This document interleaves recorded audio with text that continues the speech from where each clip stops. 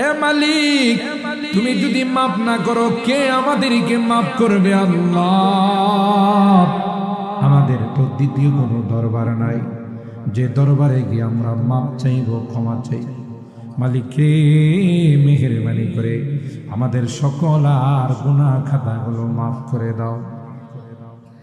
আল্লাহ, এই তাফসীর মাহফিলকে তুমি কবুল করে নাও। এই তাফসীর মাহফিলে যারা বিভিন্ন ভাবে দান খায়রাত করেছে, যারা করবেন, আল্লাহ সকলকে তুমি কবুল করে দাও। আল্লাহ, কামাই রুজি রোজগারে বরকত নসিব করে দাও। আসমানি জমিনি বিপদ আপদ থেকে হেফাজত করো আল্লাহ, ইয়া আরহামার রাহিমিন। আল্লাহ, যারা যে নিয়তে দান করেছেন সকল আর দানগুলোকে তুমি কবুল করে নাও। ও রব্বি করিম, আমাদের রোগীদেরকে পরিপূর্ণ শিফা নসিব করে দাও। শিফায়ে কামেলা আজলা দায়েমা মুস্তাকিম।